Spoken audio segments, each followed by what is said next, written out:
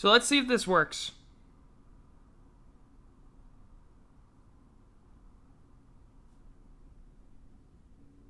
Hi.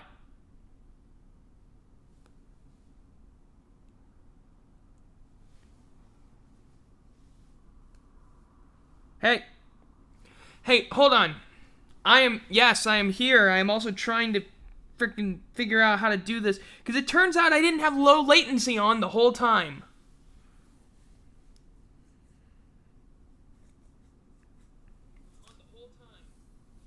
Wow.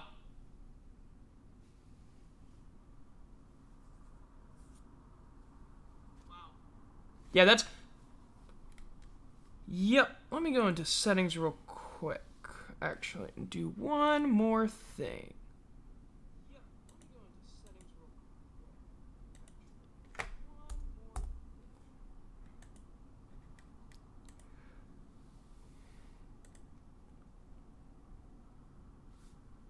Alrighty. Yeah. Should be working now. There we go. Okay, so we are at the start of the thing. And what the start is the me waiting for people to get in part. We start at 7 o'clock. I don't know if you've been here before. Tonight we will be talking about the NFL news. A little bit of the LSU news because I am an LSU everything. Fan, a student. Oh, by the way, I got my first shot today. Of Moderna is the one I got. It's 7:55 in the wrong time zone. In your time zone. I'm in Central Time. The correct time zone. Where else do NFL games kick off at noon?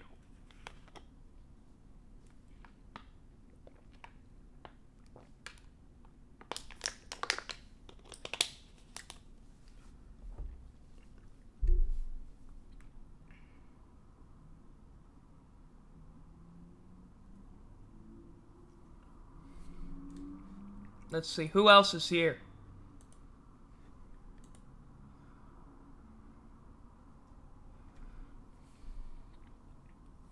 You say that, but then you think about the fact that the games at night are later, which means that you have to stay up late if you want to watch your team. So it's like, you can go to bed at like 10:30, which is good. Especially if you gotta wake up early tomorrow for the next day for school. If the games start at 1, that's okay until you get later into the night.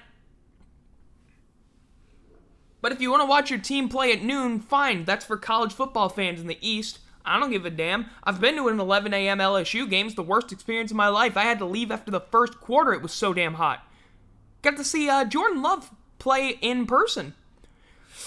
That was a bad one.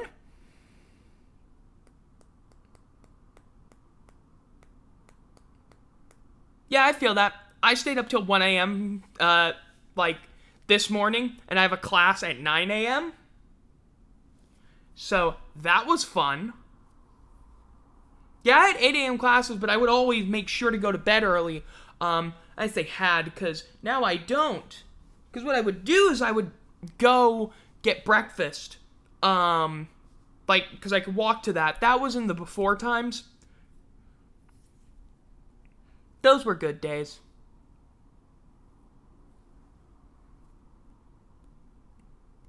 But yeah. What we got on the docket are some Saints news, because of course. NFL moves. Jesus fucking Christ. Deshaun Watson, because he needs to be a separate whole ass topic.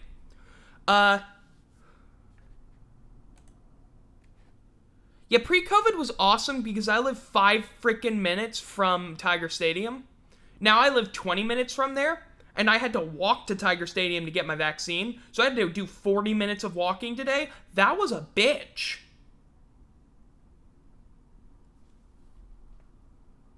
The good news is it didn't rain, and it was kinda gonna. Like, it almost did.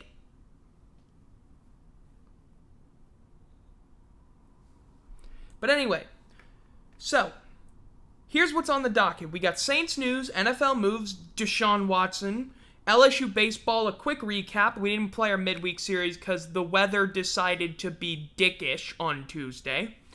A little LSU news that I need to get into, mainly because it's me getting on my soapbox about something, and I want to actually be able to make a highlight of that point so I can upload it separately. And then, finally, March Madness, where we will start with the response to the inequality of the women's tournament and how the NCAA is a piece of shit, which... and then the first 2 rounds recapped. No.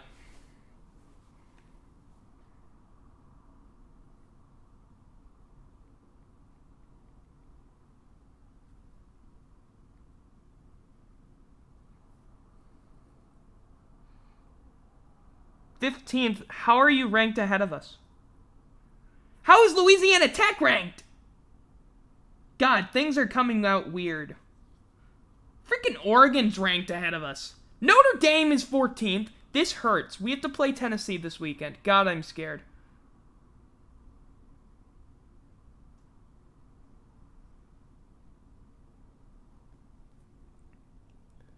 Well, 15 in one poll. It could be 11th, because here's the thing. There's 2 major polls.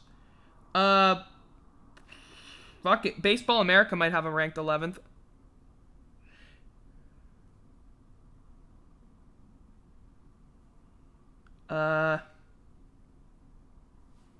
Because, like, you got... Here's the collegiate baseball poll.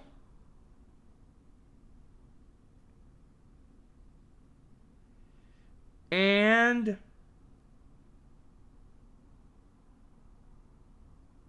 they're within that mid-range, but still, they're better than us.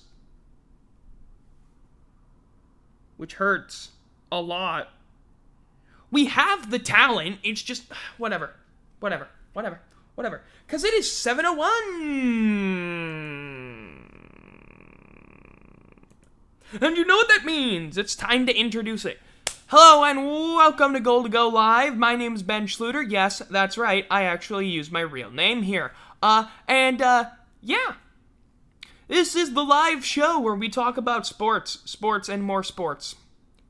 But sometimes other things. You know, always feel free to talk in the chat, ask questions. I will have a designated time for that. We're going to be going for about 2 hours tonight, because I got nothing better to do and a shitload of things to talk about, because I've watched a lot of college basketball. Holy fuck. Good answer. Let's start with some very quick Saints news. So, the Saints signed 2 guys recently, fullback Alex Arma and tight end Nick Vanette. Let me pop this little chat baby out really quickly. Okay, goody. Now I can see what everyone is saying while I'm looking at shit. Yeah. So, Alex Arma, he is a former Panther. The Saints signed him to a 1-year, $1.125 million deal. There's a bit of a difference there. He was a decent fullback that I remember from the Panthers last year. So, yeah. Then you got tight end Nick Vanette. It's his 4th team in 3 years, and we signed him to a 3-year deal worth I don't know how much. I'm sorry, what? I'm sorry, hold on a minute. Whoa. Did you forget what we were running the past 2 years with our power run game? Where we literally had a guy whose job... No, we use literally every single position and they're very useful. We've done this for years. Sean Payton uses everybody. You will get a touch. I mean, Zach Line was good. We used, Michael Burton was damn good. When we would pull him out, granted, we would sometimes use Austin Carr as our lead blocker for a Taysom Hill run, but still. Yeah, so Alex Arma is a baller who's also known for being Batman. What do I mean by that? I mean, like, he once stopped a robbery, like a car robbery. I'm not even joking with you. He did this back in, 2017. This dude's a badass. And I remember him. He was pretty good. Yeah, of course. Well, the thing is, I've been reading this book called Peyton and Breeze. You should read the book. Look it up. It's like 20 bones on Amazon. Get it. Really good. It's about, like, the whole evolution of the offense. And basically part of it is like, yeah, no, the Saints will change based on who they have. This is not the first time the Saints have been in a power run formation. They did it in 06 and 07 when the Saints had Reggie Bush and Deuce McAllister. And then once they got Kamara, they realized, shit, we can run this. We can run the ball more. Take the pressure off of Breeze, kill the clock more, and maybe we'll be successful. And then we had more wins than any other team in a 4-year stretch. And couldn't make the Super Bowl, but that's not important. Yeah. But when the Saints needed to drop back to pass, yeah, they could do it. There's a reason why Breeze had 5,000-yard seasons. 3 in a row. It's insane. I think it was 3 in a row. I think 2011, 2012, 2013, he had 5,000 yards. Hold on 1 second. Don't question why there's paper. This is actually something I've written down.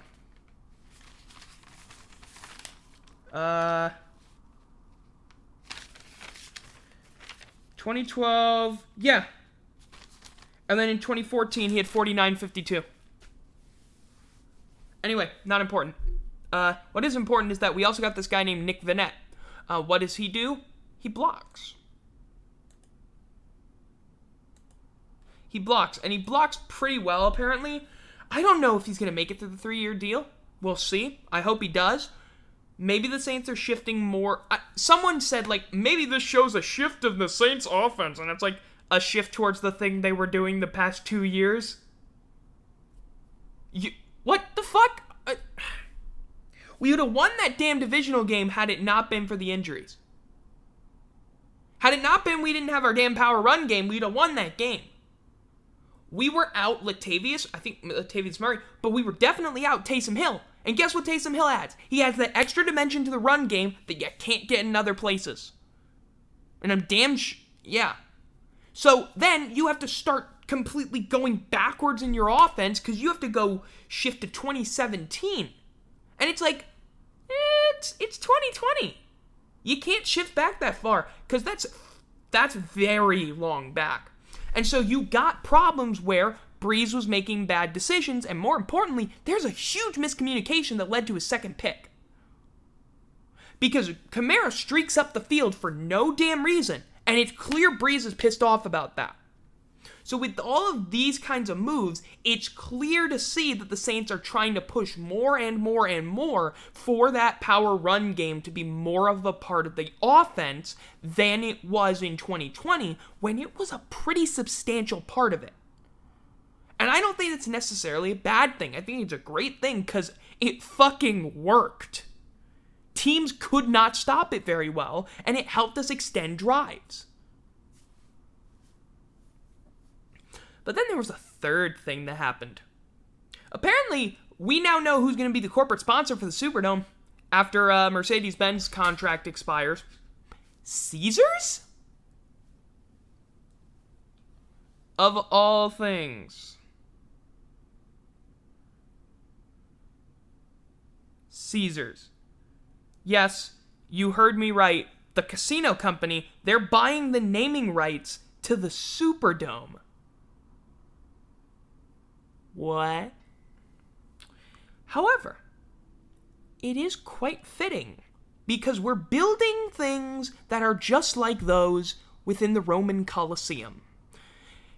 Supervomes or voms, they're vomitoriums, which if you don't know are open spaces for people to watch games. They're really cool looking.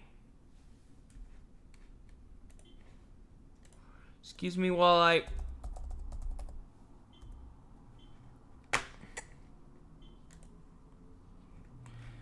Let me see. There's the picture. So I have the picture.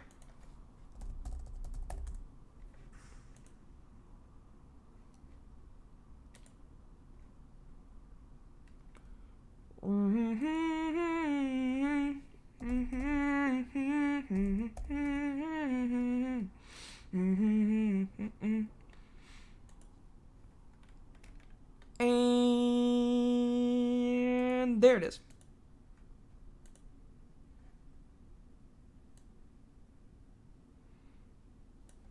See that? Looks cool, doesn't it?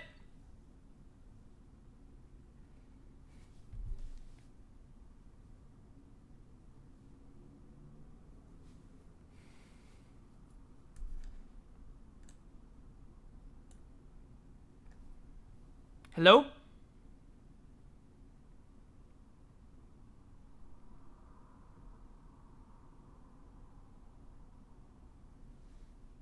Yeah.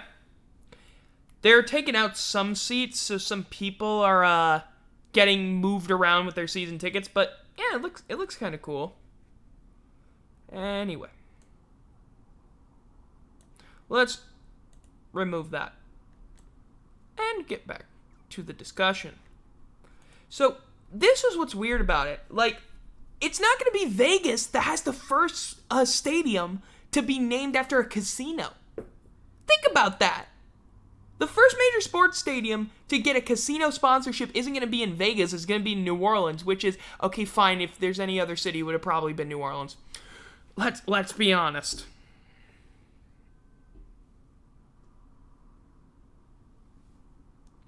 Yeah. Sin City South, as you might hear it. The thing is, we haven't gotten our legislation passed yet. Like, we haven't set up everything for sports betting, but we're about to. But what's something quite interesting that I learned randomly was Paul Tagliabue was the former NFL commissioner, and he was super duper against sports betting. Because he said, oh, players are going to fix games. Part of the reason he said that is because he knew it was true from experience. He was a player, he was a guard on the Georgetown basketball team as an undergrad. At one point, he had to miss a game due to a Rhodes Scholar competition, so yeah, maybe he was more there for the academics and the fact that he was really smart. But at one point, he was at Madison Square Garden playing NYU, back when there weren't divisions and NYU had a basketball team that was actually really good. And NYU had some guys who were doing some game-fixing, point-shaving shit. And yeah, they won the game, and he knew it was fixed later. He learned later that that game had been fixed. And so ever since, he's been like, yeah, this is going to destroy the integrity. I know, I've lived it. You want to talk about destroying the integrity? Bitch, I know what that's like first hand.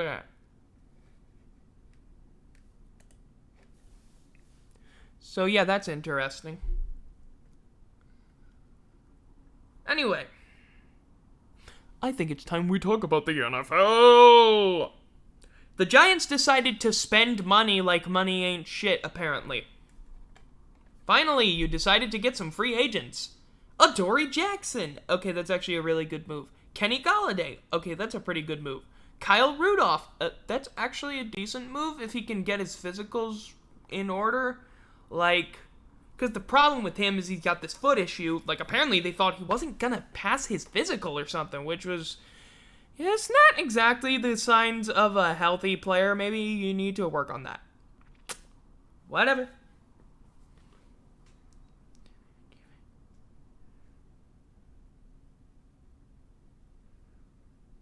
Let's see. Yeah, I mean, Adoree Jackson's a 3-year, $39 million deal, $20 million guaranteed, so not bad. Galladay's deal is 4 years, a max of 76. 72 million is apparently the value of it, and 40 million is guaranteed. Kyle Rudolph's deal is, I couldn't find it. What the hell? So yeah. I think the Giants are going to come out looking pretty okay from this. If only they had a quarterback that was actually good enough to throw them the ball. And then Adoree Jackson helps with that secondary, so okay, I agree with that move wholeheartedly.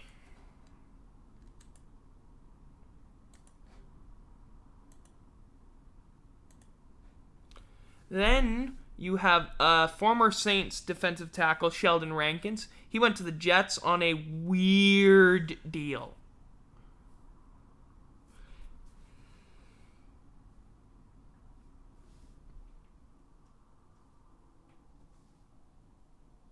Yeah.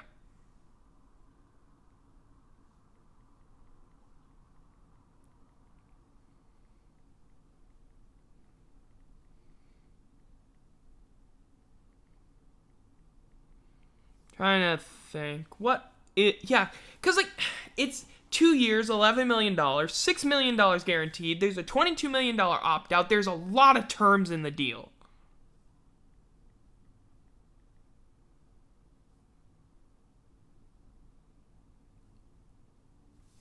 Whatever. What I found interesting was that the Cowboys moved on from Aldon Smith. Why? I get he's pretty old, but your defense is questionable at the least. By the way, is anybody there? Can they hear me at least? Because I can't tell if anybody can hear me. Even though it says I'm on, I don't know if it is working. Okay, good. Just making sure.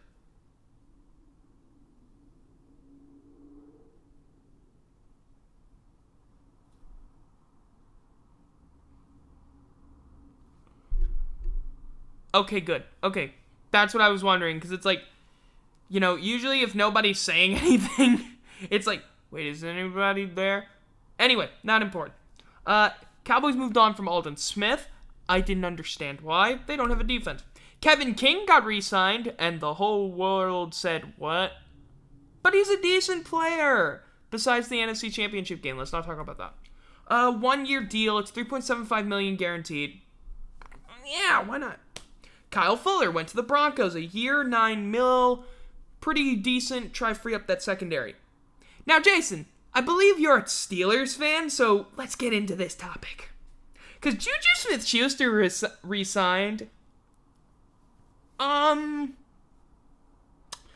you had more money. Why did you want to stay?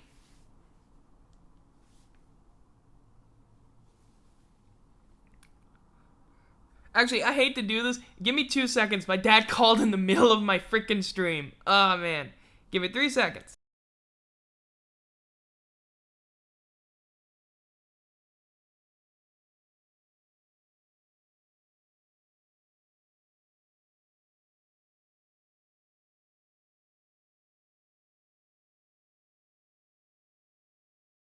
It is nothing, yeah. It was nothing, just to check something real quick. Anyway, yeah. Why the hell did Juju Smith-Schuster pass up the money? Pass up a chance to play with Patrick Mahomes when he can play with the cooked arm of Ben fucking Roethlisberger. Really? Really? Really?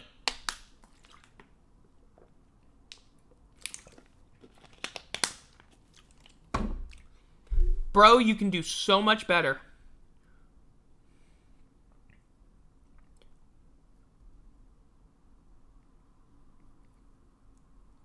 Yeah, but the cap isn't going up that much. The cap isn't going to be back at normal levels until 2023. Then it's going to skyrocket. The way the thing got worked out was basically they took the losses they were going to take this year and they spread them out over the next 3 years. So that way it isn't like a completely collapsing salary cap where everyone was going to be fucked. So he's not going to get paid next year as much as he's going to get paid in 2 more years. So yes, I understand why maybe he would want to take a longer term deal, but bro, if you ball out with them, you'll get a big ass deal. You're going to flop here. My problem is if you want to go, do you want stability or do you want like complete and utter failure? Because I don't see it. What the hell are you going to do with a guy who's got a cooked arm in an offense that isn't going to be built around the passing game?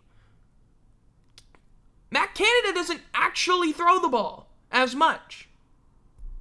At least he didn't at LSU. I'm not sure what he did at Pitt. You can probably say that better than I can.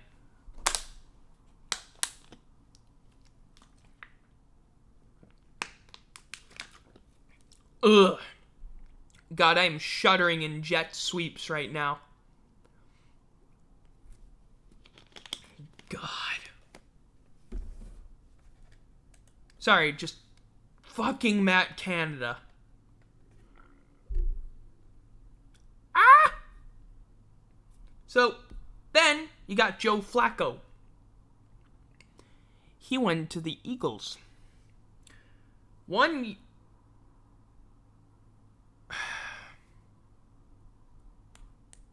mean, and you're saying lets him get away with the silliness. I guess that means I get to finally segue into the Chase Claypool got into a bar fight. I didn't get to read much about it, because, like, not many details have come out. Apparently there's a video. I didn't have time to watch the video. I had to deal with getting a vaccine in classes. But apparently it's pretty damning. Yeah, it's okay if they're hella delayed. Yeah. No, it's fine. It happens. For me, Claypool, really? You're this toxic already? You cannot be getting into fucking bar fight. Oh my god. Just... Hi, I'm stupidity.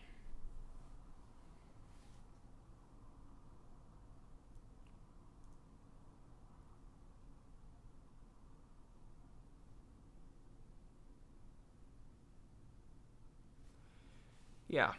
Just, I'm hoping Claypool isn't this big a dumbass overall.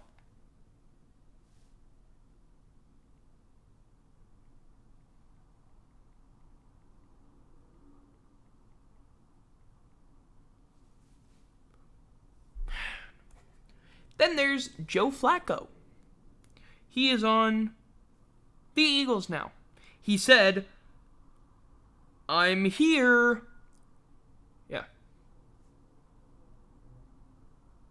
Yeah, it is very disappointing. I'm hoping that the Steelers aren't this new toxic team. I don't think Antonio Brown could have been, like, the reason for it. Could he have been the catalyst? Or could he have been like, oh, this is a problem, but we didn't see it boiling. Is there some sort of toxic waste dump under Heinz Field? How many expired bottles of ketchup did they put under that damn thing? No, horseradish. Damn it, it's the horseradish. It's always the horseradish.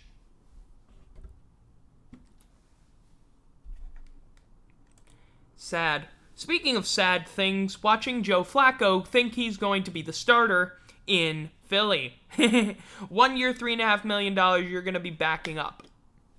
I'd be shocked if he gets a start in any game, unless somehow the Eagles are so bad that in week 18, they're so good, they've already clinched every single possible seed, and in week 18, they just throw him out there, say, fuck it.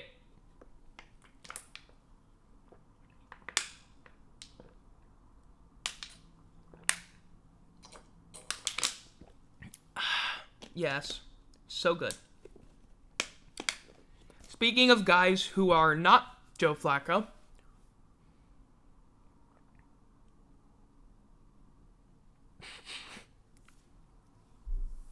Captain Checkdown. Yes, Joe Flacco. He was a good game manager, I'll tell you this. He's a good game manager. He won't make stupid mistakes. But he won't win you games.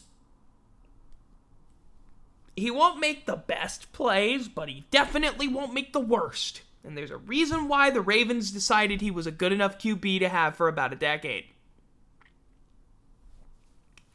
Yes. So now it's time for T.Y. Hilton. T.Y. Hilton decided to re-sign. I'm not shocked he did. He said he wanted to remain a Colt for life, basically.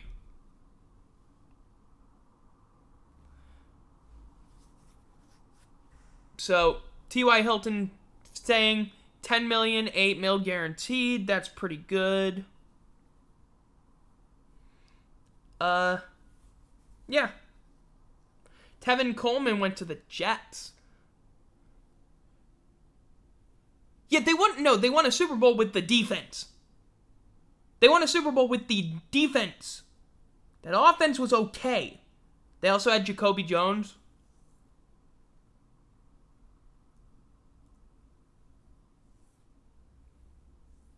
So, like,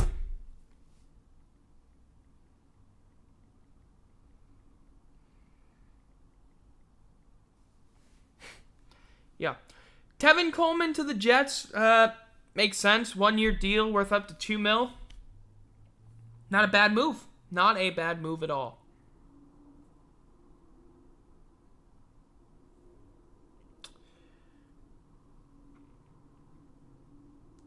So, yeah.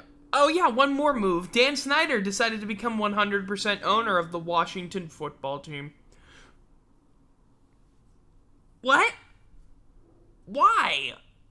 You, instead of selling the team, the only reason I can see to do this is it makes it so that you reap all the profits from selling the damn team.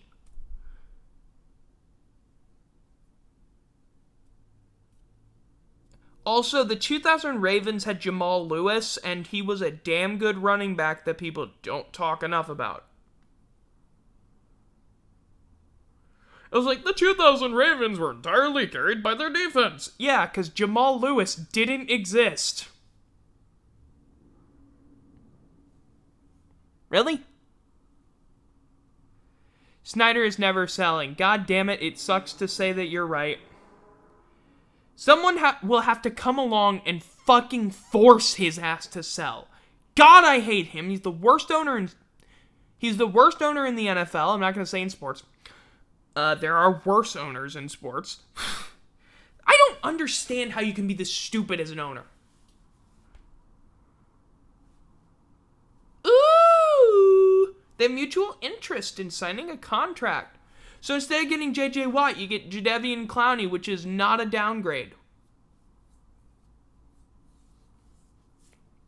That's good. But that's the list I had of NFL moves, because we now have to talk. Do I have to? I have to talk about it, don't I? Because I thought, yes, there are worse owners. Yeah, it's called half of MLB's own. It's so many MLB owners just are cheap asses who don't want to invest in the fucking game. And there's a reason why it's like, baseball is dying. Then how come when you sell teams, they keep going for more money? It ain't dying, you're killing it. Fuck you, get out of the sport. It's the same thing for like, the WNBA doesn't make money. No, you don't want it to make money. Invest in it, Kelly Loeffler, you piece of shit. Kelly Loeffler was a terrible owner. Genuinely, did not care about the team. The dream suffered because of it. Because they were miserable people. But now they have a nice owner. Please, I got my own goddamn soapboxes to go off of tonight. Just because I got my whole, the way the NCAA handled the women's tournament thing, y'all can fuck yourselves. Anybody who thought that, they don't deserve it. But we'll get to that one later. I have to talk about 16 different women accusing Deshaun Watson of things, bad things, horrible things I'm not going to say definitively. But holy Jesus, this is bad. Is it 16 at this point? At this point, I feel like it might be 17. At this point, it could be 17. Apparently, according to NBC Sports, Mike Florio is saying that he might be suspended.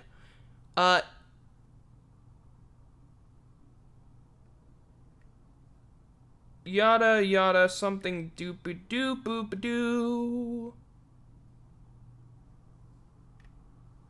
Something, who cares? Okay, let's talk about this.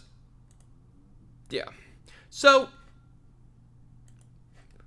it's bad. It's really bad. It's 16.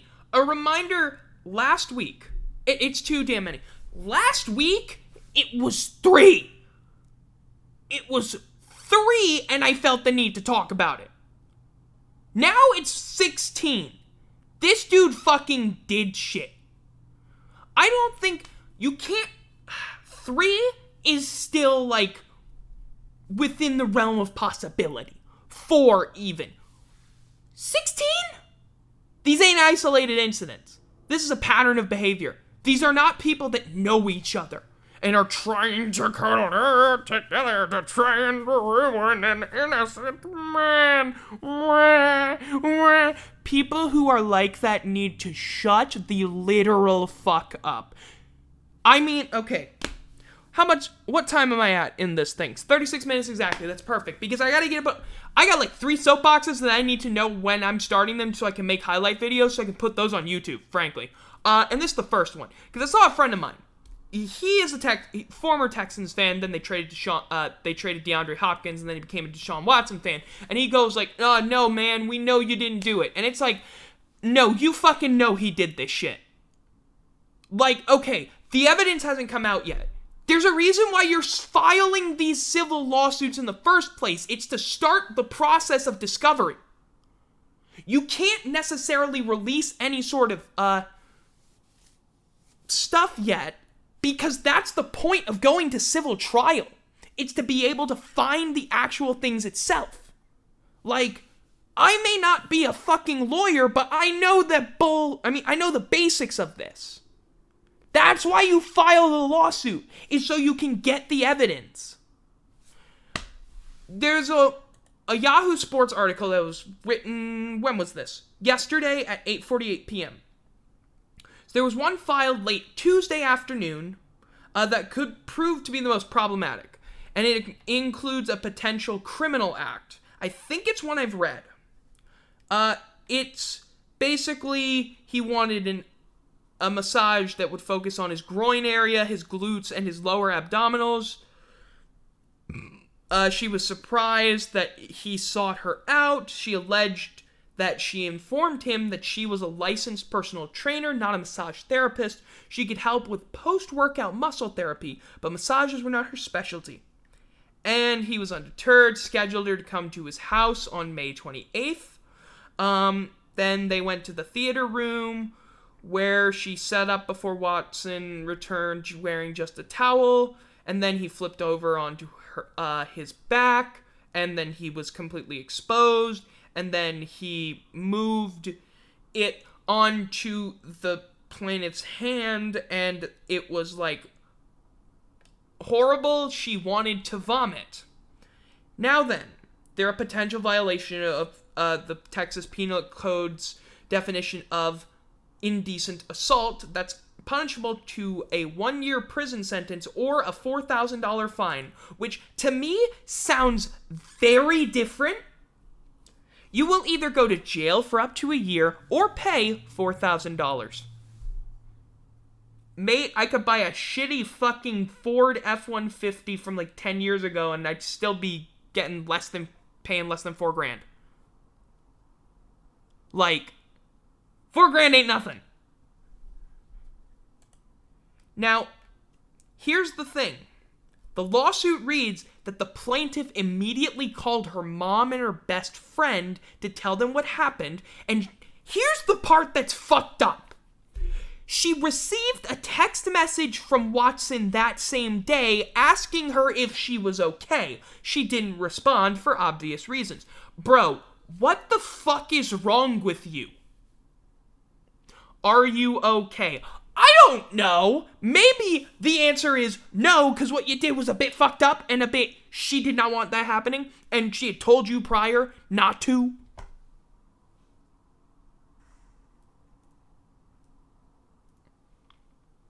Like, just, I don't know. Maybe there was enough there to tell you, don't fucking do it. Dipshit. Yeah. Her story's on the record. It could be called to testify in a criminal or civil claim. Now, of course, his lawyer issued a statement on his behalf. And for this, I'm actually going to read it. Because you need to understand it. This is going to be long, but it's okay. So, this is his lawyer's full statement. Quote, I want to emphasize at the outset that we and Deshaun recognize that sexual assault and harassment are not only unlawful, but morally wrong. It takes courage for women to come forward to report being mistreated, particularly when they attach their names to a lawsuit. We do not take these allegations lightly. However, fairness to the accused is equally as important. Opposing counsel has orchestrated a circus-like atmosphere by using social media to publicize 14 Jane Doe lawsuits during the past 7 days in a manner calculated to inflame the public and malign Deshawn's otherwise sterling reputation. In addition, the tactic of refusing our request to confidentially provide the names of the plaintiffs so we can fully investigate their claims makes uncovering the truth extremely difficult. Okay, do you know why he doesn't want to reveal their names? Because they're victims of sexual assault. Why the hell would you let that happen? Fucking stupid. Anonymity is often necessary as a shield for victims, but opposing counsel has used it as a sword to publicly humiliate Deshawn before the truth-seeking process can even begin. Jesus fucking Christ. Bro, I want to punch you. I believe that any allegation that Deshawn forced a woman to commit a sexual act is completely false. Hey, look, something that I would at least be able to say you could say without, sounding like a complete dipshit. And in the one case in which we have been able to identify a plaintiff, we have strong evidence showing the allegation is false. In January of this year, a woman attempted to blackmail Deshawn by demanding $30,000 in exchange for her, quote, indefinite silence about what she stated was a consensual encounter. It is our belief this woman is the plaintiff in certain. This calls into question the legitimacy of the other cases as well. No, it fucking doesn't. Dipshit, you and I both know it doesn't. One does not call into question the other 13. I'm sorry, 14. Fuck you, fuck your logic. You and I both know that ain't gonna fly in the court. If that somehow flew in the court, I don't know who the hell kind of dumbass decides that would make sense. We have received numerous unsolicited comments in the past week from many licensed massage therapists who have worked with Deshawn in recent years. These women described him as a gentleman and a model client who never engaged in inappropriate conduct. Yeah, well, guess what? Not all of these were necessarily licensed massage therapists. Motherfucker. Just, goddammit, I understand this, but shut the fuck up. Indeed, before these salacious claims, everyone who associated with Deshawn described him as an outstanding, respectful, and compassionate man. Yeah, well, a lot of people said that about fucking Bill Cosby, and it turned out it wasn't true. So, I don't know what the hell you want me to say. Again, we are taking the allegations very seriously, and we ask only that people not rush to judgment, that people not be unduly influenced by opposing counsel's antics, and that they let fundamental fairness to both sides rule the day. Thank you for your patience and understanding. Please go fuck yourself. Please, on behalf of everyone in this room, go fuck yourself for that. Here's a Pro Football Talk article that decides to tell you to go fuck yourself. Not really, but he criticizes the attorney to file 14 lawsuits without naming the plaintiffs. Literally, all of the lawsuits specify dates and places that the massages occurred. For most, if not all plaintiffs, Watson and his legal teams should have been able to put a name to a date and a place, which they have done as to the plaintiff who allegedly attempted to blackmail him. He has not claimed that one or more of the alleged indecent incidents, arise from massages that never occurred. Second, he never denies that sexual activity occurred during these massages. He says that any allegation that Deshawn forced a woman to commit a sexual act is completely false. This implies that consensual sex occurred, not necessarily all the time, but at least some of the time, during what were supposed to be massages. And by the way, I'm feeling like if you're saying it's consensual, you're assuming that potentially he coerced them, which I hope you know is not fucking giving consent. If you coerce a woman, I hate to break it to your dumb ass. If you don't know this, and I know this is supposed to be some slimy ass lawyer tactic, but shut the fuck up. Bro, you can't coerce someone into doing that because that ain't fucking consent. You know that. We all know that. It's fucking taught by this point, and if you don't know that, get the fuck out of the legal field. Jesus. Third, although it is entirely possible that he'll be able to show that one of them had an improper profit motive, you can't even show that it's all of them. Up to 8 more are on the way. This could be 24 cases against this man. And he's in a relationship, by the way. He is in a relationship. So, like, and it's with a supermodel. That doesn't matter, but, like, he's in a relationship, too. So, like, does she know about this? Did she know about this? Or could he find a way to hide his monstrous side from her? Okay, so fourth, the lawyer said he's received numerous unsolicited comments from many licensed massage therapists. Setting aside whether that evidence would be admissible in the trial of a civil lawsuit, it most likely wouldn't be. No names are named. Maybe that's the next step. However, for now, a claim from the person paid to represent Watson's interest that essentially many are saying it's pointless.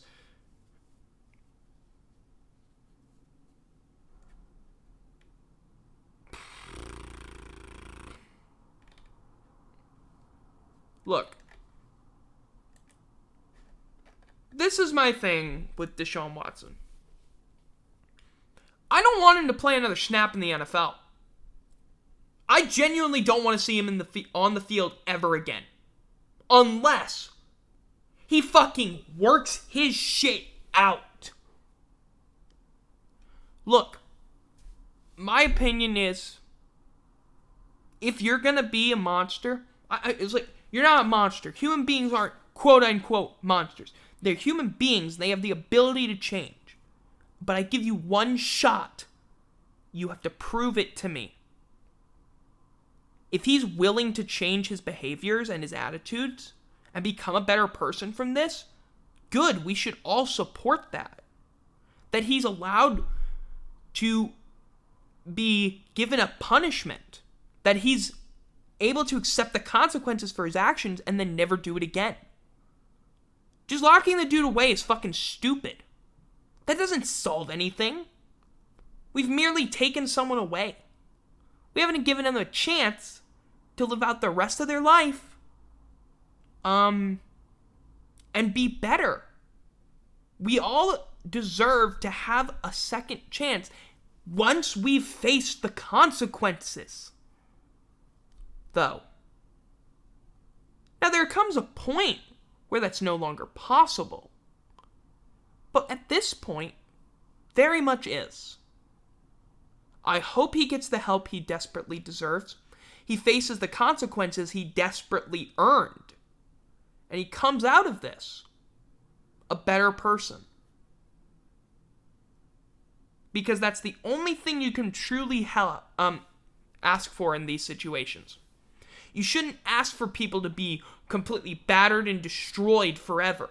Like with the Mike Vick situation, you know what he's done? He's come out of it better than he was before. People can't see past what he was. Despite the fact that, he is not that monster anymore. He's the opposite. He has learned to change his ways. He's become a better person.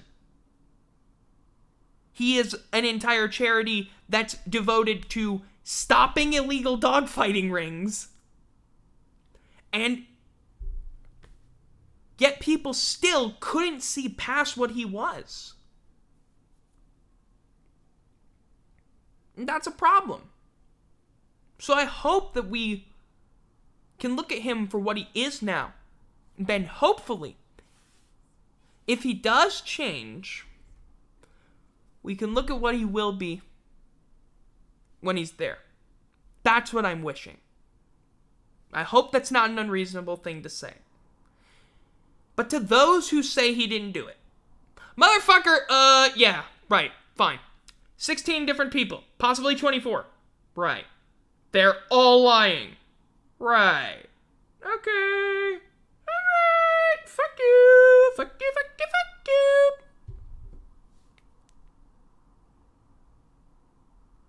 Huh.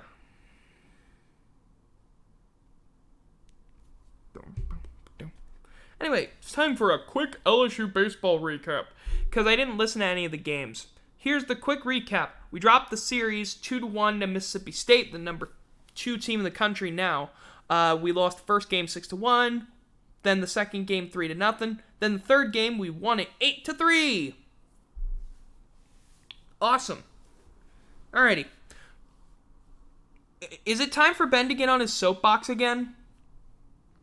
God damn it.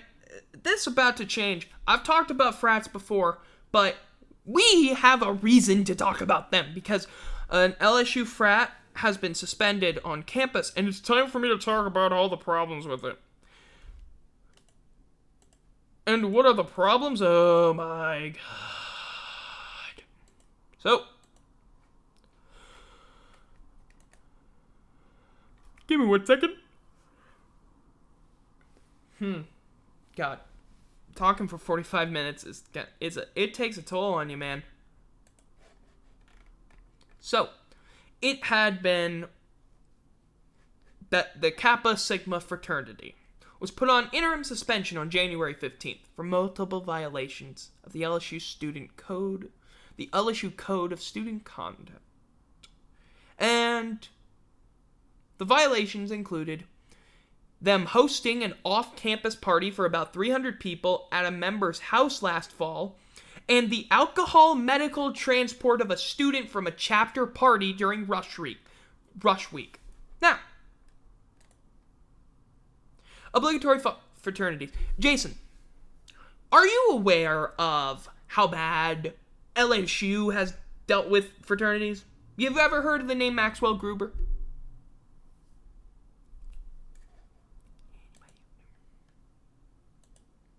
If he's even here, honestly.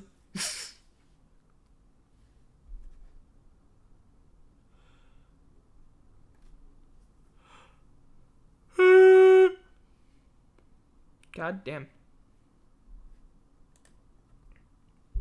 Because we've had problems. See, Maxwell Gruber, he was a student at LSU who was hazed so badly, he died. His blood alcohol level was so bad. Oh my god, I remember Kappa Sigma now. Oh god, I remember this now. Yeah, it wasn't just a medical thing. The person nearly fucking died. The person nearly died that we're talking about that they were on interim suspension for. I'm not even kidding you. They were over the lethal limit. Not the legal limit, the lethal limit. Yeah. Someone nearly fucking died from hazing, and it's been like 4 years. Now, it's a different fraternity, I think. Because that other one got kicked off forever. This one's getting kicked off for, well, I think probably ever. Let's hope it is. Fucking, first of all, LSU Barstool is like, oh my god, AFC, you're shutting them down, it's so horrible. And it's like, bro, fucking, here's what they did. What they found out is while they were drafting a corrective plan for the fraternity, they found additional violations. 3 violations of COVID-19 protocol during a 3-day event in Houston. All of this, by the way, was in 2020. November 2020. They found 2 allegations of hazing and an unapproved party in the fall where alcohol was available to underage students. The hazing included allegations of sleep deprivation among pledges. At the unapproved party, it's alleged that pledges served as bartenders. Pledges. Now, if you don't know, it's illegal for an under 21-year-old to serve alcohol in the state of Louisiana. If you're a business and you get caught doing that, your liquor license is revoked. That's huge. Yeah, because if you can't fucking serve liquor, you're not going to get much business in this state.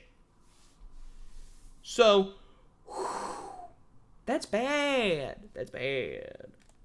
But, yeah.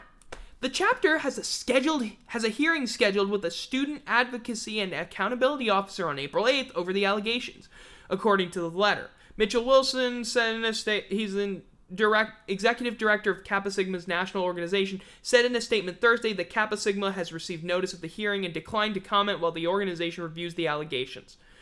In September, they began investigating them for allegations of hazing.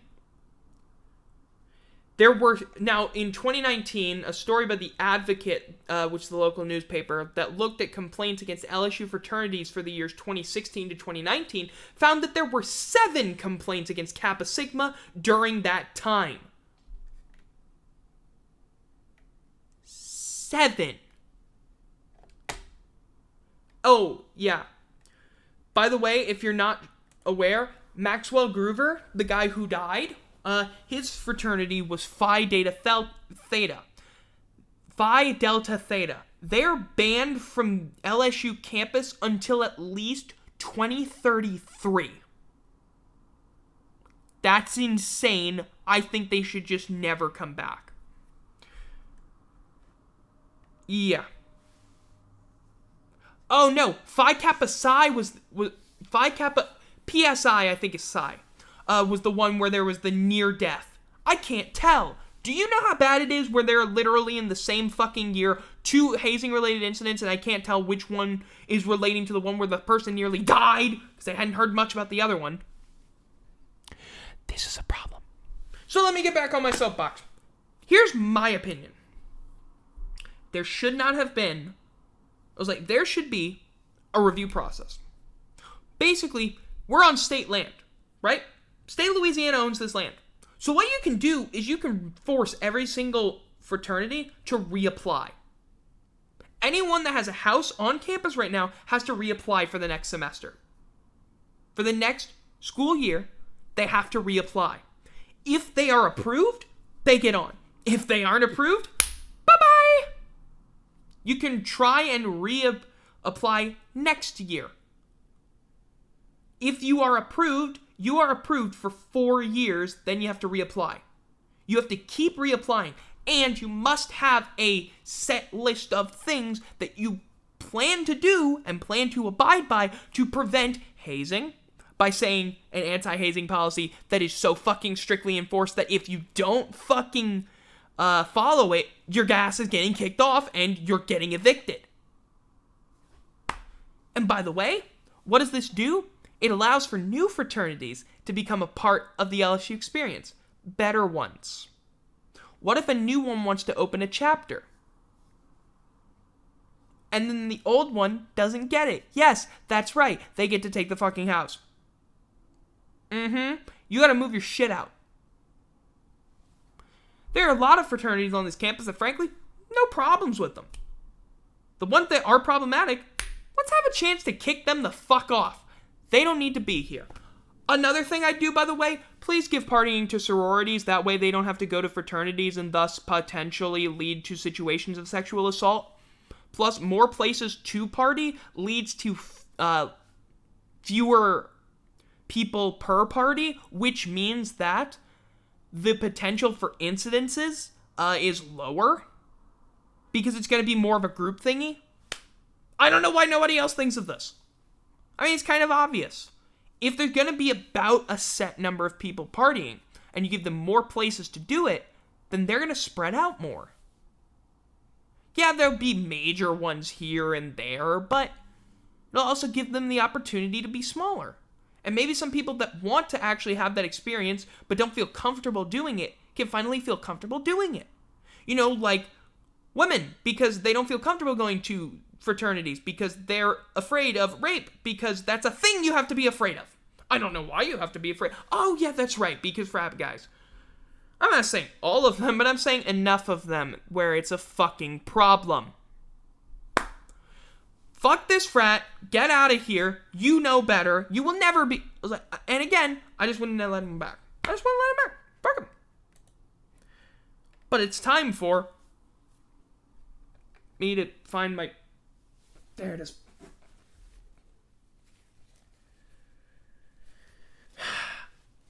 It's time for a bit of March Madness. Basketball, gonna give me the ball, cause I'm gonna shoot it. Oh, wait a minute. It's time for the NCAA response to the inequalities of their women's tournament. Fuck 'em. Fuck 'em. Fuck 'em, fuck 'em, fuck 'em. Fuck 'em. Fuck 'em, fuck 'em, fuck 'em. Fuck 'em. So, for those, alrighty, one hour. For those of you who hadn't heard, the NCAA decided to give a gigantic middle finger to their female athletes when they decided to give them a quote-unquote weight room that was actually just a set of weights. Now, of course, Mark Emmert responded to that. You know, the slimy slime ball that is Mark Emmert. And, of course, he responded in such a great way when, speaking at the Economic Club of Indiana, said, quote, "The weight rooms that were shown on the videos, those were never intended to be weight rooms. Those were exercise rooms before the kids went onto the court for practice. But once the video's out there, the video's out there." First of all, you're fucking lying there because you then sent them an actual weight room. Second of all, okay, then where was the fucking weight room? You still didn't mention anything about a weight room. Third, you didn't address the other problems, which were the swag bags and the food situation. You know, one of those is more pressing than the other two, by the way, because you need food to survive. You know? Food? God damn. Just... That whole food situation's fucked up. Hey, NCAA, why are you doing this? Why don't you give a fuck about your student athletes at all? Wait, I can answer that. The NCAA and giving a fuck about student athletes have never gone hand in hand. But it's fucking international. It's Women's History Month. Or International Women's Month. This is how you're treating your female student athletes? We can really see your priorities there. So now, they figured out something. They've hired a law firm for gender equity review. I think they'll probably come back and tell you, you don't have it. Your gender equity is shit. Then they improved the women's weight training facilities. Now, Dick's Sporting Goods was so fucking good. They had an ad campaign already ready for this thing, like to show the power of women, and then they were the ones who offered to bring stuff. And it was like, oh, you guys could not have been more perfectly timed for this.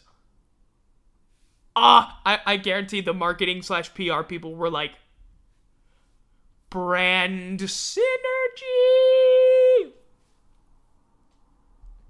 Or at least that's what I would have done. I'm weird that way. God, brand synergy. You don't understand it. Who the hell do I think I am? Jack Donaghy?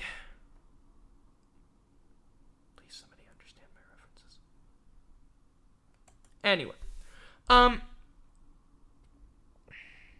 so stupid. Mark Emmert, by the way, if you didn't know, is a slimy slime ball. You know how we know he's a slimy slime ball? He's the former athletics director of Louisiana State University.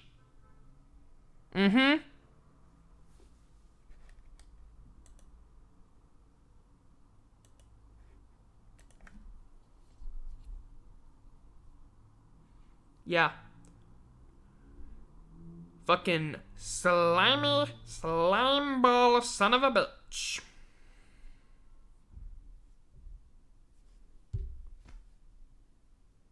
I mean... yeah, his daughter is married to our current AD's son. Yeah. It's like a real conflict of interest, which is interesting when you consider the whole Will Wade situation. Because it's like, y'all think we're gonna get punished for this. I find that hilarious. It's like, yeah, LSU's gonna get punished. Right. That would require the NCAA not to be slimy and stupid, and also we have a conflict of interest that they will never be able to get out of. It's like, I don't think you get it. We have the deep connections. God, I loved being a heel this year's tournament. Everyone wanted us to fail, and we made the second round, and that was kind of funny. But anyway, yeah. So, then, it's like, This was a statement he released. The NCAA will continue to address material and impactful differences between the NCAA Division I men's and women's basketball championships. While many of the operational issues identified have been resolved, we must continue to make sure we are doing all we can to support gender equity in sports. Fuck you. Sorry, I'm just saying fuck you because you and I both know you're not going to do it.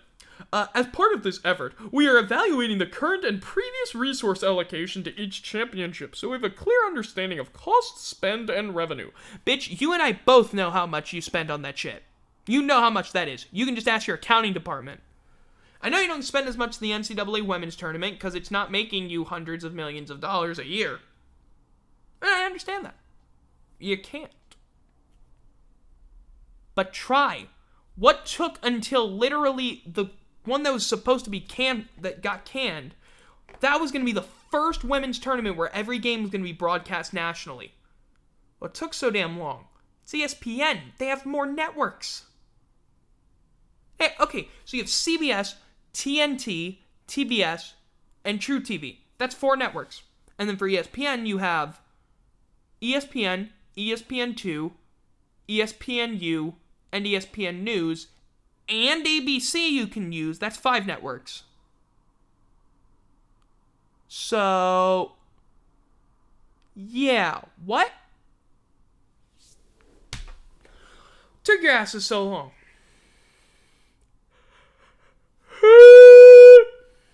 Please tell me that didn't peak on the mic like it did last time. Please. I need to know.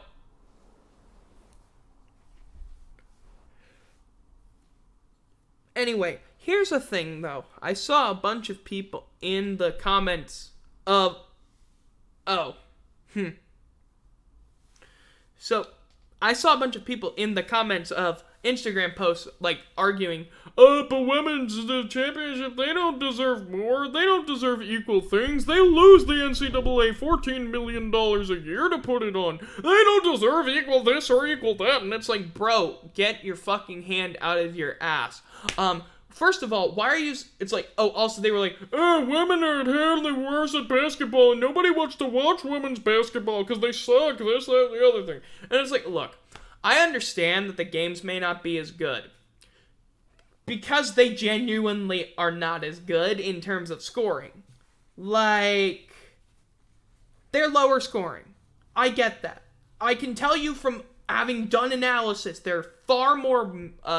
women's basketball scores that are like where a team scores below 50, that happens far more than it does in the men's. Where the combined total is below 100, that happens far more than it does in the men's. I get that, but they're not as good and they don't deserve the money. Blah, blah, blah, blah, blah, they don't deserve any of this. No, you're just an insecure little bitch. That's what you do. You're just bitching. That's all you're doing. You bitch about the fact that the women actually want to be represented correctly. The hell are you trying to say there? Why wouldn't you want to see yourselves on the TV screen? Oh wait, you get to see yourselves every goddamn time. And you take it for granted as a dude. That you get to see your idols out there. Women don't. Alrighty? Because it's not put in the fucking first, front and center. Except for maybe a little bit of time. And that's it. You don't get to see them. Because apparently they're not worth it. Despite the fact that they clearly are. It's just that no one wants to do anything about it. We know why women's basketball isn't as good. It could have been as good, and it was as good. In the 1910s. Early on, and then they stopped having them play it. So fucking stupid. If you think that, they're inferior, we shouldn't invest in it, go fuck yourself. So, seriously, please, no one likes you. No one likes hearing these guys who are so insecure be like, women's basketball is inherently inferior and thus does not deserve anything. And these are guys who can actually defend that somehow. You're a sports fan and you really think that? You're not. You're a dick. I don't get why that's a common thing. Besides, I guess the fact that some men literally cannot deal with the fact that a woman wants to play sports too. Oh, that's like some sort of affront to them? That's what I'm feeling? I know you're trying to put this financial perspective on it, but guess fucking what? If someone wanted to invest in that shit and make it good, they do it. And they want... And there are people out there who actually genuinely do. Alrighty? And you're just trying to fucking keep this point home of like, oh, but nobody cares about it. It's like, no, a lot of people care about it. Maybe not as many, but if we marketed it better, we could put it there. Yeah, I know it'll lose money at first, but you just gotta get everything to work out. It may take some time and investment, but guess what? In the end, it's far more than worth it. So shut the fuck up, stop bitching, start supporting these women, because guess what? They're damn good athletes too. And in 2004, wasn't the men that won the gold medal in basketball. It was the women. The men came in third place at the Olympics. The men keep getting worse and worse. We came in, what, 5th place? At the, or 7th place at the FIBA World Championships last time? Women, I think, won the whole damn thing. You can shut up about it. They're damn good. You don't have to watch it. I didn't watch it. I don't watch it. That's just because my team sucks. Seriously, LSU women's basketball is a fucking joke. Oh my god. They can beat so many good, talented teams and then lose for no reason. That's why I didn't watch the tournament this year. Because my team wasn't in it. And so I'm like, usually going to watch the men's tournament, and my team was also in it this year, so I had a really good reason to watch it. But let's get on to that men's tournament, man. Because holy shit!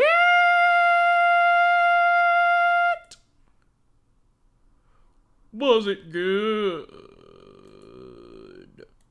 Let's get on to the game. As we start on that Thursday night with the first 4 games. UCLA beat me. I didn't watch any of these, by the way. UCLA beat Michigan State. Funny. Texas Southern beat Mount St. Mary's. Drake beat Wichita State. We talked about that game, actually. And then Norfolk State beat Appalachian State. Pretty good. And then Friday happened. Funny Friday. Illinois beat the crap out of Drexel. And Baylor beat the crap out of Hartford. Didn't really care much for those games. Houston beat Cleveland State to bits. So you lost to Oral Roberts. Ohio State. How did you do it? How'd you lose, man?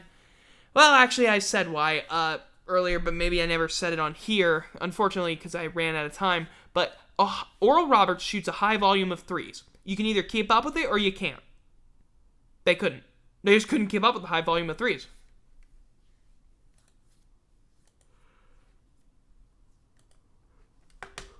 I mean, look.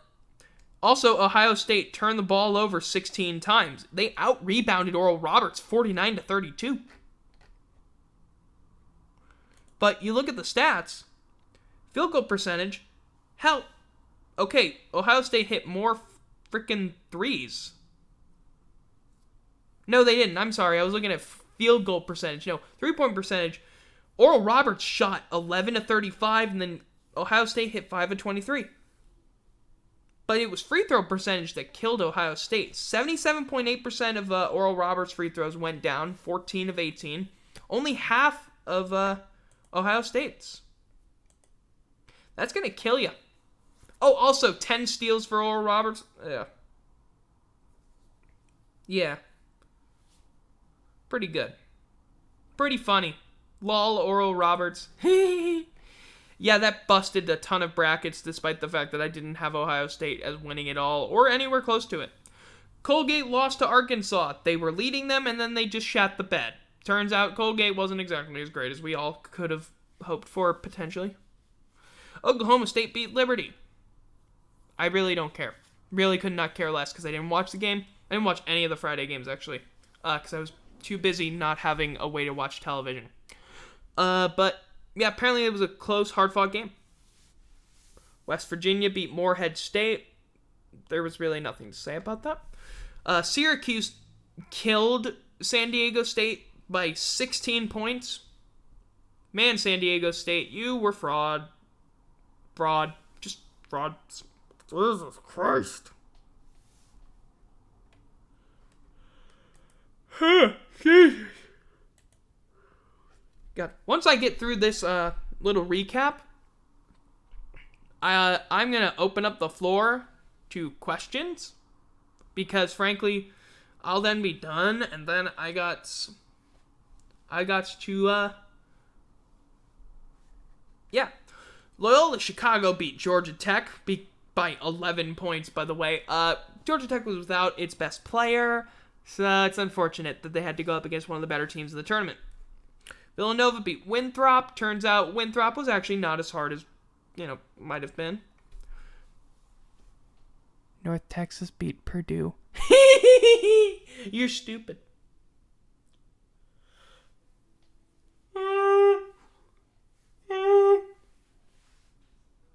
How do you lose by 9 in overtime? No, how do you lose by 9 in overtime? Honestly, it's like you gave up and you gave out. I mean, pretty terrible. A pretty terrible effort by Purdue. North Texas gets its first win in the tournament in history. Texas Tech beat Utah State. Bludgeoned them to death, actually, let's be honest. Florida beat Virginia Tech. 75-70 in overtime. Virginia Tech just kind of blew it in overtime. They had a chance. Nope. Oregon State took Tennessee behind the woodshed and just killed them, 70-56. Not as bad as Wisconsin murdered North Carolina. Congratulations, UNC. You had a mediocre season, and you got your asses whooped by Wisconsin. Good job. Then Rutgers beat Clemson because Clemson has decided to move Clemsoning from the football team to the basketball team. Seriously, all that promise this year, you get a 7 seed and then you blow it to Rutgers.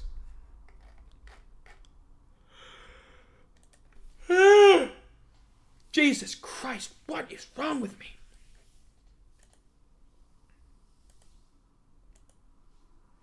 Man.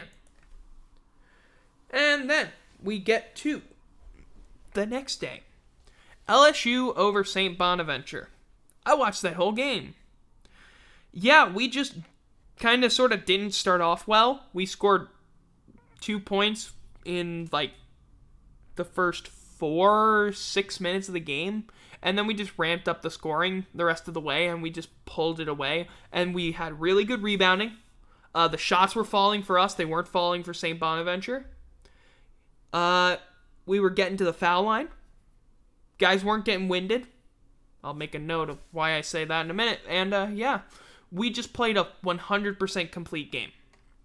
UCLA beat the crap out of BYU by 11. Okay. UCLA has found its groove at the correct time. Right now. And then Alabama beat Iona. Lol, Rick Pitino. Yeah, 68-55. Excuse me. God, I don't know why I'm yawning so much. I guess it's because, well, lack of sleep and talking for an hour. And, yeah. So, anyway, Iowa beat Grand Canyon. That was not a close game at all. 12 points. First appearance for Grand Canyon. Certainly won't be the last. Abilene Christian beat Texas. In the possibly... Texas should not have been in that game. I mean, Abilene Christian was possibly one of the worst teams to win a conference tournament game.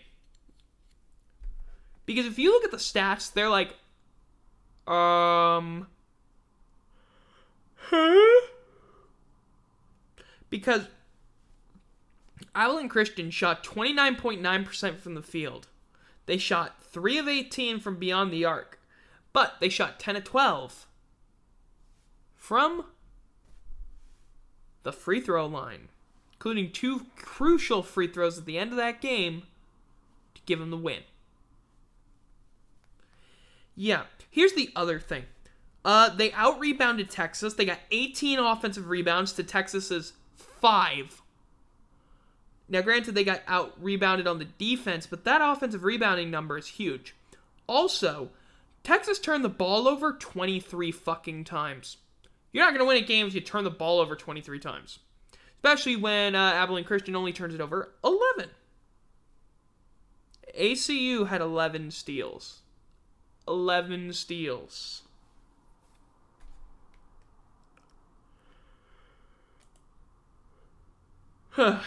Jeez. Yeah. Lol, Texas. Abilene Christian apparently made $120 million from that win. Which is a lot. You have Kansas over Eastern Washington. I mean, they had a chance and then didn't. Florida State beat UNC Greensboro by 10. Good for them. I really don't know what to say. Ohio over Virginia. This is one of those upsets that a lot of people had pegged already. Yeah, Ohio has some guys on there that are pretty good. One guy that's apparently NBA talent, like almost ready to go to the NBA. Virginia, congratulations. You had a victory in between 2 disappointment sandwiches. Or I'm sorry, a disappointment sandwich.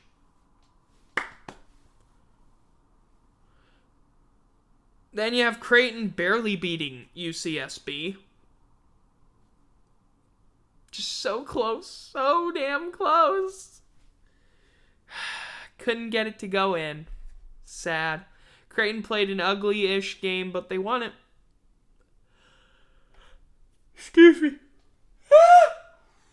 God, I am yawning too much. And then there's Colorado and Georgetown. Yeah, it turns out Georgetown wasn't that good this year. What a shocker. They got beat by 23. You have a 1 versus 16 game that no one cares about because it was a bad one. USC took Drake and shot them. Just shot them. 72 to 56. You have Maryland beating UConn, making it so that at least the Big Ten wasn't that embarrassed. Look, they got an upset win. Cool. Oklahoma beat Missouri 72 to 68. I could not believe that Missouri was a 9 seed, mainly because I had forgotten Missouri and they had just fallen off the face of the planet for me this year. Gonzaga beat Norfolk State 98 to 55, and Oregon uncontested. Yeah, I thought that was going to happen. Creighton keeps going, baby. Yeah, I will talk about that in a second. Don't get preemptive. But yeah, Oregon not getting to play VCU sucked, mainly because if I would have done a bracket, I would have had VCU over Oregon. But this just proves my point that this entire tournament is bullshit. Carlos Dunlap's also getting re-signed. The Seahawks are going to sign him to a 2-year deal worth $16.6 million with $8.5 million guaranteed. This just in from his agent, Drew Rosenhaus. So anyway, we go to round 2. It was a Sunday morning, and I was bored. And I was like, Loyola's winning? And then I turned on the game. So Illinois just shat the bed against Loyola. Turns out, Loyola was not an 8 seed. They were probably more like a 4 seed. I'm not even shitting you. I think they could make the Final Four again. Because they're damn good. They were just playing a good game of fundamental basketball. And Illinois was playing a good game of completely shitting the bed and forgetting how to game plan for any opponent ever. Really? Illinois, you're supposed to be good. What happened? Oh, I get it. Weird mustache man.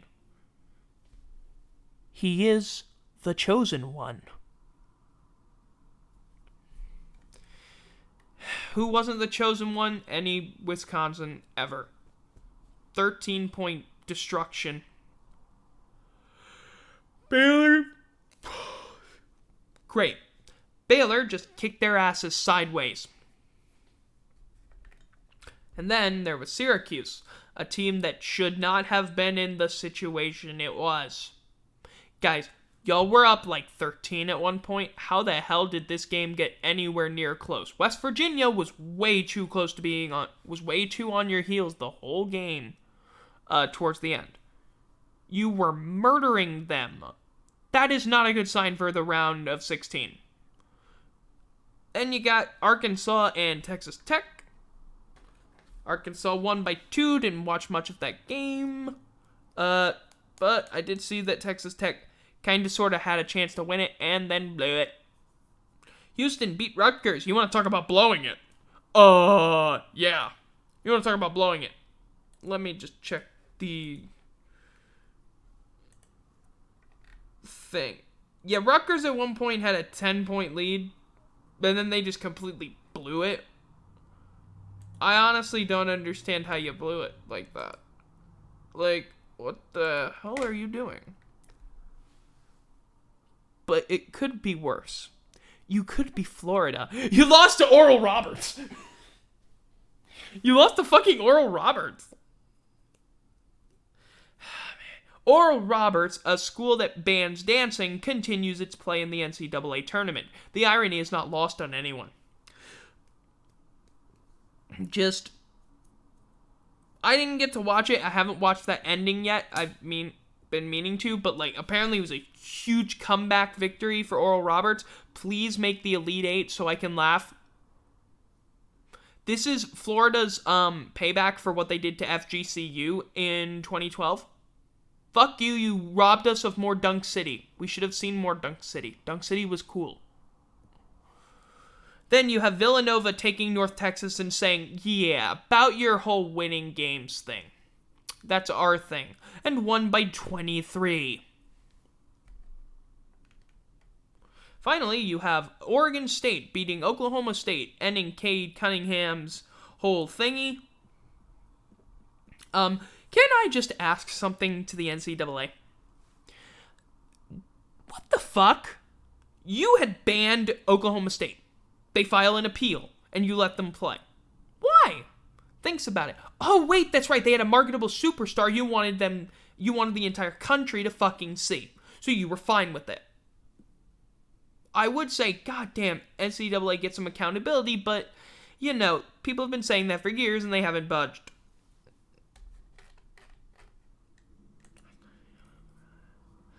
Now then, the next day, UCLA played Abilene Christian, and Abilene Christian fell apart like I expected them to. They were not good enough to beat any other teams. UCLA beat them by 20. Michigan beat LSU. I was very loud during that game. We had a chance to win it, damn it. Like, we had a 9-point lead at one point, and we lost the game by 8? How do you do that? How can you live with yourself after failing that hard? So fucking stupid. Yes. Very loud. Very loud. Well, I uploaded it to YouTube, so if you want to know how loud I was, it's there. Yeah. Oregon beat Iowa. Beat the crap out of Iowa. What the hell happened? I didn't get to watch most of the game. What the hell happened? Seriously. Like, are you bad? Are you okay? No? Okay. Gonzaga took the advice that they had learned from the BYU game of sometimes going down is okay because you can murder your opponents. They did that with Oklahoma. They had previously done it with Norfolk State by beating them by 43. 43, excuse me. It was a bad game. Creighton beat Ohio. Just battered them to bits. Like, then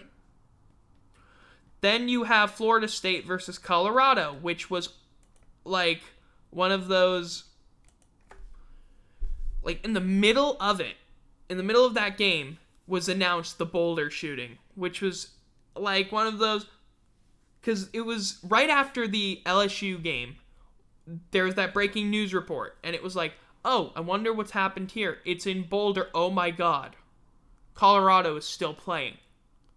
Do they know? They probably don't. Let's not, waste their times with that. And they didn't really do that. No. But Florida State really did kill them. Holy crap. 71-53. Then you have Alabama versus Maryland. And, okay, Bama, please stop.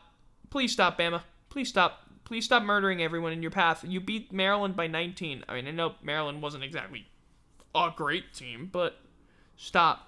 I need you to not go on an insane run to the Elite Eight, despite the fact that you have an easy road there. And then finally, we have USC versus Kansas. Kansas got their asses kicked so hard, I have never seen a game like that, where it was like, stop, it's so bad, no. 85-51.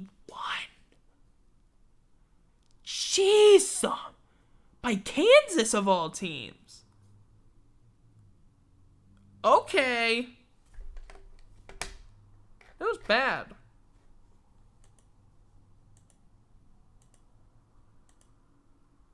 But I think it's time to end this off on some predictions. That's right. I'm going to make predictions.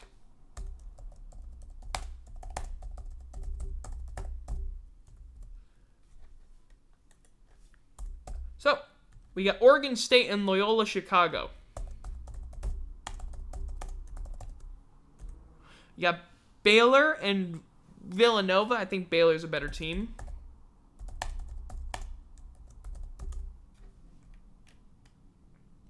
Oral Roberts versus Arkansas. I mean, at this point, I think Arkansas is a better team. I think, genuinely, I think this is where it is. Where it ends. It's going to be tough to beat Arkansas. Arkansas is a very, very good team. Florida's been inconsistent all year. Ohio State, I don't know what the fuck happened with them, honestly. You got Syracuse and you got Houston. Okay, genuinely, at this point, I think Syracuse is going to make the Final Four. I think you cannot,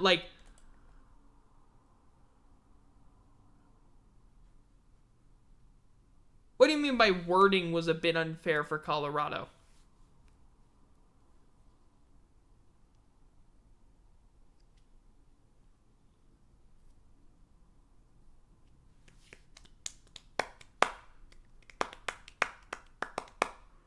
Oh yeah, nah. But they did. They got beaten. Hey, I didn't say how they got beat. No, it was intentional, and I mentioned all of that. It's but yeah, Florida State did kill them. Hey, look, I didn't say how they did it. They did it with just a very good physical style of play that honestly will get them no farther. But still, Syracuse over Houston. Genuinely, Syracuse is going to make the Elite Eight, possibly the Final Four. Possibly the Final Four. And then, on Sunday, UCLA versus Alabama. Bama. Look, honestly, UCLA has had some pretty meh opponents to play against. Bama's going to be a real test. If they can beat them, they'll make the Final Four. Creighton versus Gonzaga. So Gonzaga is going to win that game probably by... Let's give them the benefit of the doubt. Let's say they'll win that game by 11. Because honestly, you know it's going to be double digits at this point.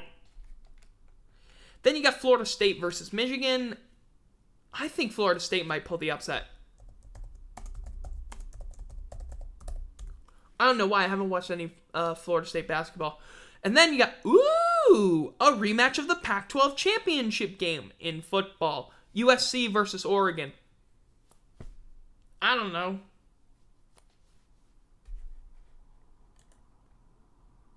Hey, at the man with the plan.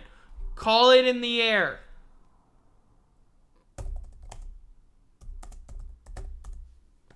Call heads or tails.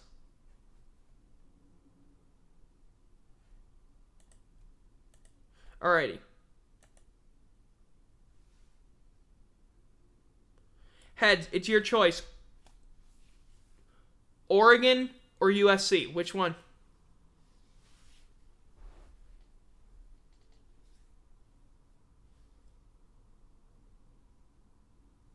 Which one we going with? Oregon or USC? Alrighty, we go USC.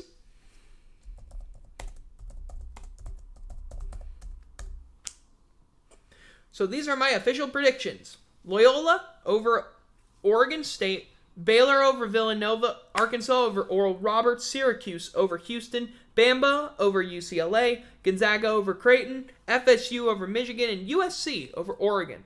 Those are the predictions that I've got for the Sweet 16 on Saturday and Sunday.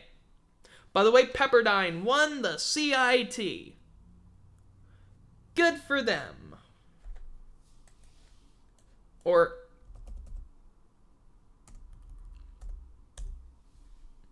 CBI, excuse me.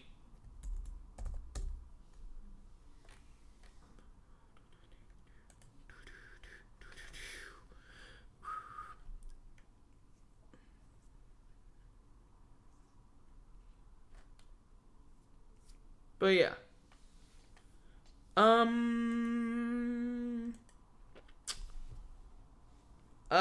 I can't really think of anything else to say. So, AMA, I guess.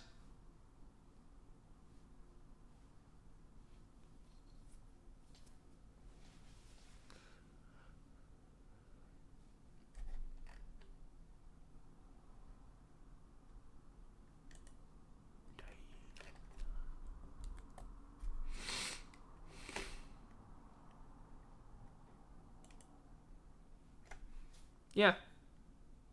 AMA, if I don't get any questions within, like... I'm not an MLB fan. I don't really watch MLB. No.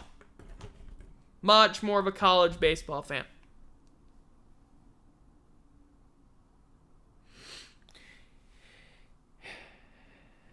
DeMonte KZ signed by the Cowboys. Free agent safety.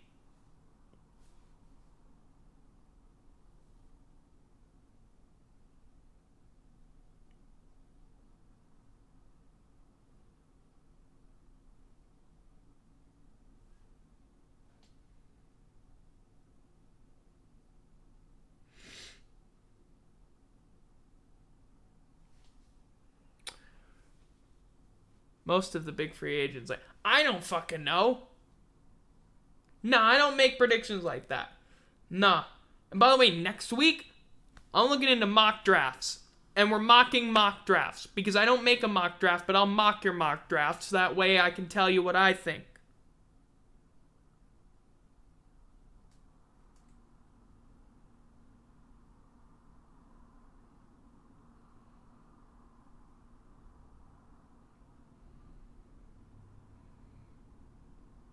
Yeah.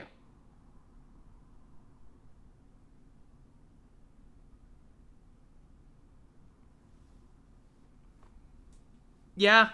No, because, like, I'm looking at Mel Kiper's mock draft, because I've seen Mel Kiper's mock draft, and it's like, dude, are you on drugs? No, that's not what I feel like is going to happen. Because it's like, I'm not going to spoil anything.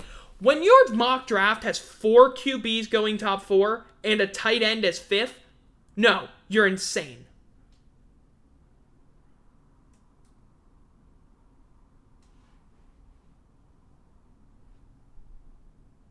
So yeah, that's what we're going to do. We're going to mock the mock drafts because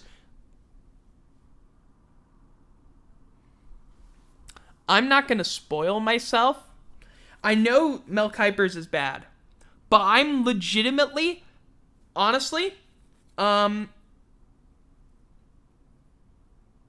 that night, I'm probably going to ask for the worst of the mock drafts. Send your the worst mock draft you've seen, so we can make fun of it. Because honestly, that's what it is. It's mock the mock draft, which is probably going to be a new thing we do.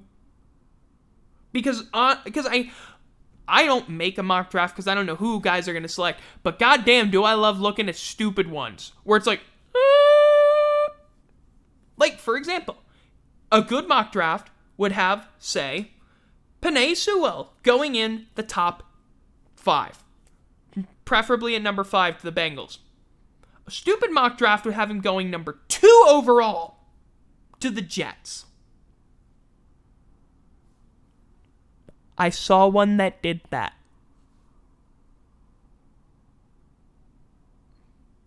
Well, the thing is, I'm not going to do that. I'm just going to look at mock drafts. I'm going to look at like 3 of them at least and be like, you're stupid. What the fuck are you doing? The worst part is, if any of them are going to talk about the Saints and they think that any mock draft that thinks the Saints are drafting Mac Jones is idiotic because it would require us to A, be in a position to draft Mac Jones, and B, be in a position to want Mac Jones, despite the fact that we have 2 quarterbacks who are perfectly capable of starting.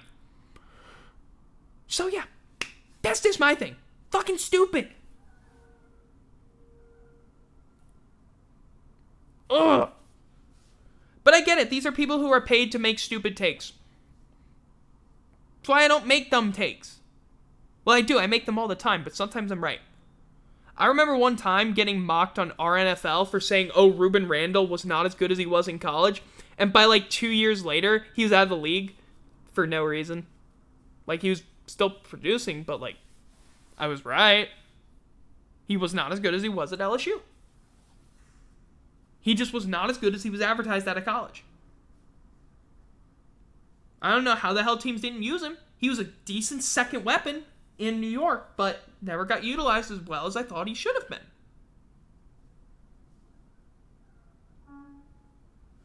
Oh, also, I hate the Buccaneers and everything they stand for because they happen to have Brady on there and Brady just decides to keep winning. Please, retire. For the love of God, retire. What do you need to prove? Dude, you've won 7 Super Bowls now.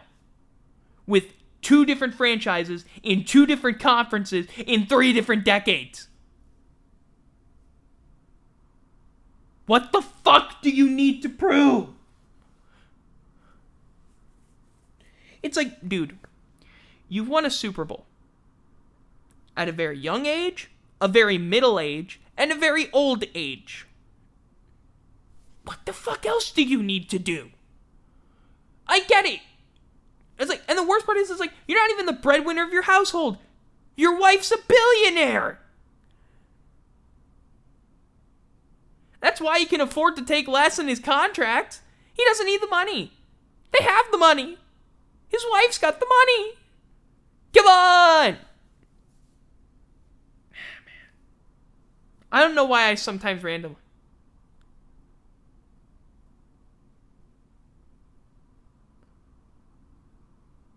I couldn't do that. I'm not physically capable of taking that many hits to the head.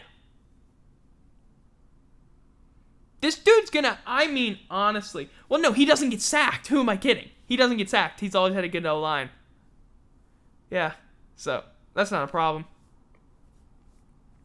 Honestly, there are gonna be some D linemen who want to knock him out. There are some D linemen who want to knock him out. I guarantee it.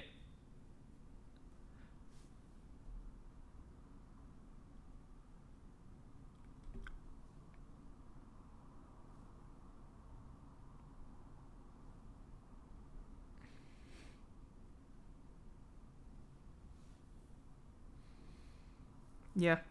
Kind of like how Breeze always had a good O-line.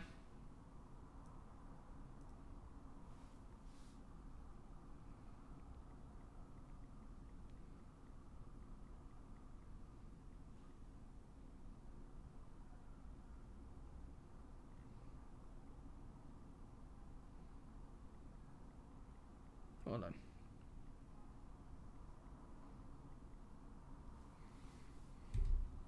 Yeah. I got something that just popped up. though. So I'm going to try and end it right here. So, if you enjoyed this, you can find, and you want to find more of me, you can find me on Twitter at capital BEN, capital S, capital L, capital A, capital SPORTS, which is linked in the Twitch pages. You can also look on my Twitch About section. You'll find my YouTube channel, which has every single one of the archived live episodes there. You can also find the pre-recorded episodes of Goal to Go, which are uploaded every Friday afternoon. That's right. I do a pre-recorded episode too. So sometimes if new information's come out, things change. But, yeah, that's about it. Hope y'all have had a good time. We'll be back here next week, as always, and we will start our new series, Mocking Mocks! Mocking the mock drafts!